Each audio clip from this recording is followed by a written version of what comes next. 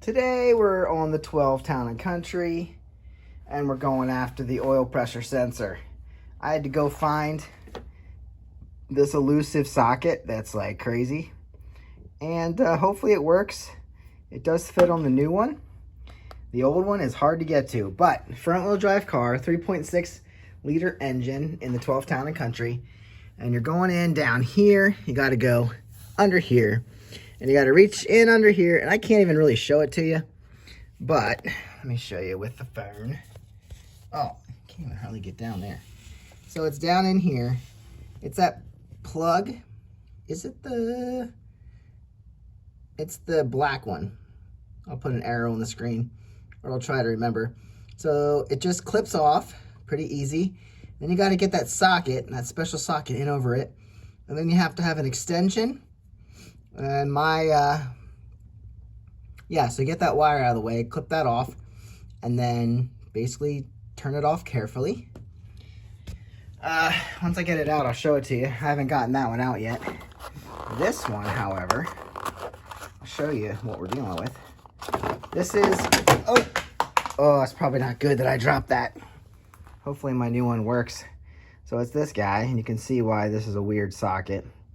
But you can see the plug here, and yeah, we're just gonna pull out the old one and plug in the new one and hope that fixes our problem. Otherwise, we probably have issues.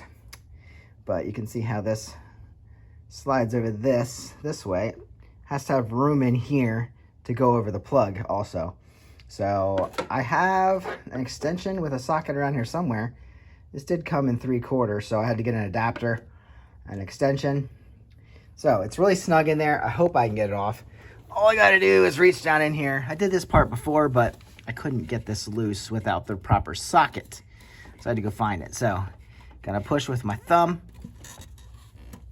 Pop that sucker right off. There you go. That's the one we need. So we gotta get that out of the way. And then our socket fits on that.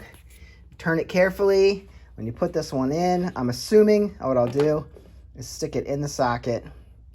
Turn it on by hand. Make sure you line it up. You don't want to cross thread any of this. And it just threads in. And we can plug it back in and we should be good to go.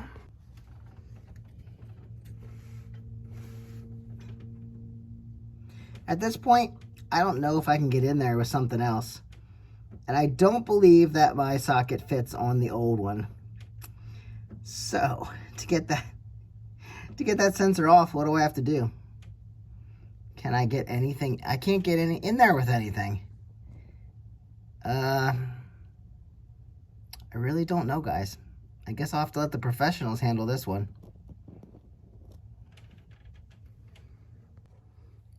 It does fit the new one, but apparently not the old one. I'm going to keep trying. Maybe I can make it work.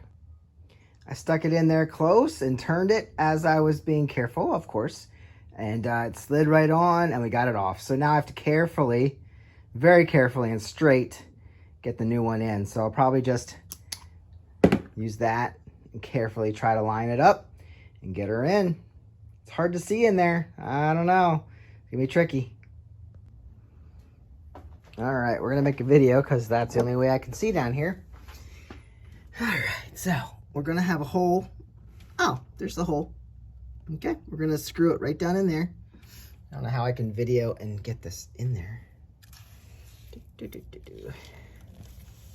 gotta watch what I'm doing. Not watch the video, but anyway. All right, so we're gonna straight this down through to the hole. It's kind of like putting a spark plug in blind. All right, basically rest right down in there. See if I can find the hole and gently, at the right angle, turn it in.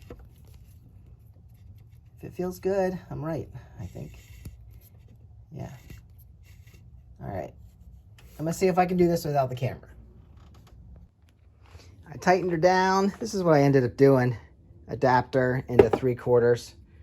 And I hand tightened it. I got it started down here. Let's see. Not gonna have, so I have my headlamp on. Hold on. Let me get you light. All right, so I hand started it so it was straight. And then I tightened it down to the point where I'm not going to over tighten it. But I got it back in that hole. Everything seemed smooth. Hopefully I didn't cross thread anything.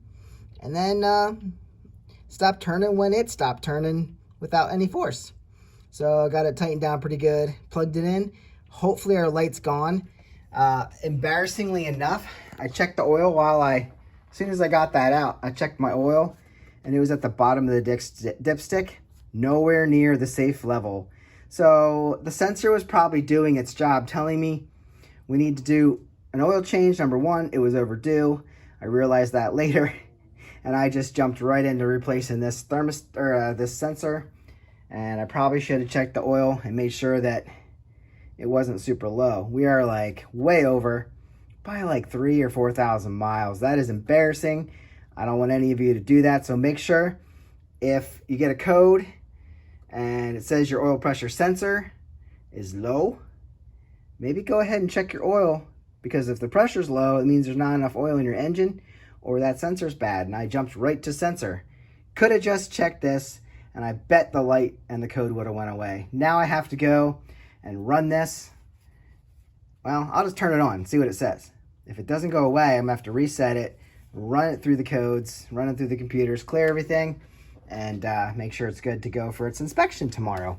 So that's where we're at. I made a mess here. I gotta check this. My makeshift funnel fell over and I got oil everywhere. So that's what you're doing if you're looking. This is a front wheel drive. If it's a rear wheel drive, you're gonna have a real issue changing this sensor because it's in the back of the engine, because our engine is front wheel drive, so it runs this way. Yours would be turned this way and the sensor's gonna be back there. So good luck with that. I guess you could do it. Might be better going from the bottom. So thanks for watching, guys. I'm sorry. Probably didn't need to make this video, but now you know how to change your oil pressure sensor.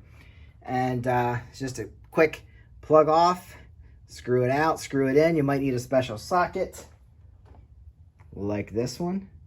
They're hard to find. I went to 2 different AutoZones until I found one. But that's what we're doing.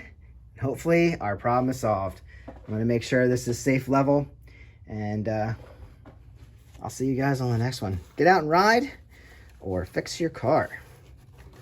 Come on back, subscribe, and I'll see you later. Thanks for watching.